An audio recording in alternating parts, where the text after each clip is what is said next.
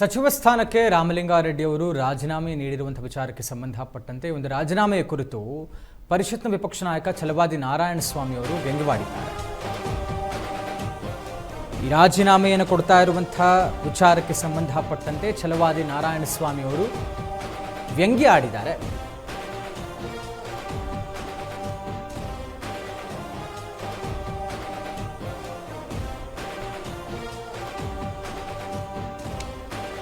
ಕೆಟ್ಟು ನಿಂತಿರುವಂತಹ ಬಸ್ಗೆ ಹೊಸ ಚಾಲಕನನ್ನು ನೇಮಕ ಮಾಡಲಾಗಿದೆ. ಹೊಸ ಚಾಲಕ ಬಂದ ಕೂಡಲೇ ಕೆಟ್ಟೋಗಿರುವಂತಹ ಬಸ್ ಸರಿಯಾಗೋದಿಲ್ಲ, ಏನು ವ್ಯತ್ಯಾಸ ಆಗಲ್ಲ.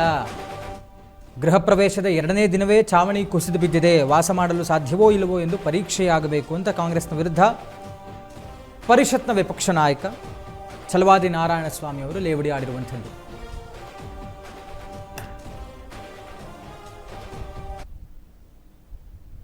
ಆದ್ದರಿಂದ ಸಮಸ್ಯೆಗಳು ಶುರುವಾಗೋದೇ ಸಣ್ಣ ಪುಟ್ಟದಾಗಿ, ಬಹಳ ದೊಡ್ಡದಾಗಿ ಏನು ಸಮಸ್ಯೆ ಆಗುತ್ತೆ.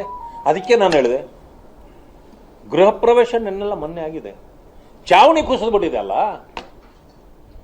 ಈಗ ಮನೆಯಲ್ಲಿ ಹೆಂಗೆ ಜೀವನ ಮಾಡಬೇಕು ಅನ್ನೋ ಭಯ ಇರ್ತದೆ, ಚಾವಣಿನೇ ಕುಸಿದ್ಬಿಟ್ಟಿದೆ ಅಂತ. ಆ ರೀತಿ ಸಣ್ಣ ಪುಟ್ಟ ತಪ್ಪುಗಳು ಅಂತ ನೋಡಿ, ಇದೇನು ಸಣ್ಣ ಪಕ್ಷ ಅಲ್ಲ, ರಾಷ್ಟ್ರೀಯ ಪಕ್ಷ. ಅಂದ್ರೆ ನಿಮ್ಮಲ್ಲಿ ಹಿಡಿತಾ ಇಲ್ಲ ಅನ್ನೋದು ಇದರಲ್ಲಿ ನೇರವಾಗಿ ಗೊತ್ತಾಗೋಯ್ತಲ್ಲ. ಈ ಸರ್ಕಾರ ಪ್ರಥಮದಲ್ಲೇ ಮುಗ್ಗರಿಸಿಬಿಟ್ಟಿದೆ. ಆದ್ದರಿಂದ ಇದು ಎಷ್ಟು ಮುಂದೆ ಹೋಗ್ತದೋ, ಎಷ್ಟು ದಿನ ಉಳಿತದಂತೂ ಗೊತ್ತಾಗೋದಿಲ್ಲ. ಯಾಕೆಂತಂದ್ರೆ ನಿಮ್ಮ ನಾಯಕತ್ವದ ಕೊರತೆ ದೇಶದಲ್ಲಿ ಎದ್ದು ಕಾಣ್ತಾ ಇದೆ. ಈ ಸರ್ಕಾರ ಪ್ರಥಮದಲ್ಲೇ ಮುಗ್ಗರಿಸಿಬಿಟ್ಟಿದೆ.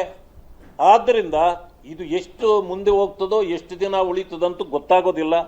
ಯಾಕೆಂತಂದ್ರೆ ನಿಮ್ಮ ನಾಯಕ ಸಮಸ್ಯೆಗಳು ಶುರುವಾಗೋದೇ ಸಣ್ಣ ಪುಟ್ಟದಾಗಿ, ಬಹಳ ದೊಡ್ಡದಾಗಿ ಏನು ಸಮಸ್ಯೆ ಆಗುತ್ತೆ. ಅದಕ್ಕೆ ನಾನು ಹೇಳಿದೆ, ಗೃಹ ಪ್ರವೇಶ ನೆನ್ನೆಲ್ಲ ಮೊನ್ನೆ ಆಗಿದೆ, ಚಾವಣಿ ಕುಸಿದ್ಬಿಟ್ಟಿದೆ ಅಲ್ಲ. ಈಗ ಮನೆಯಲ್ಲಿ ಹೆಂಗೆ ಜೀವನ ಮಾಡಬೇಕು ಅನ್ನೋ ಭಯ ಇರ್ತದೆ, ಚಾವಣಿನೇ ಕುಸಿದ್ಬಿಟ್ಟಿದೆ ಅಂತ.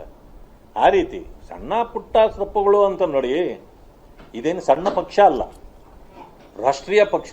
ಅಂದ್ರೆ ನಿಮ್ಮಲ್ಲಿ ಹಿಡಿತಾ ಇಲ್ಲ ಅನ್ನೋದು ಇದರಲ್ಲಿ ನೇರವಾಗಿ ಗೊತ್ತಾಗೋಯ್ತಲ್ಲ. ಈ ಸರ್ಕಾರ ಪ್ರಥಮದಲ್ಲೇ ಮುಗ್ಗರಿಸಿಬಿಟ್ಟಿದೆ. ಆದ್ದರಿಂದ ಇದು ಎಷ್ಟು ಮುಂದೆ ಹೋಗ್ತದೋ, ಎಷ್ಟು ದಿನ ಉಳಿತದಂತೂ ಗೊತ್ತಾಗೋದಿಲ್ಲ.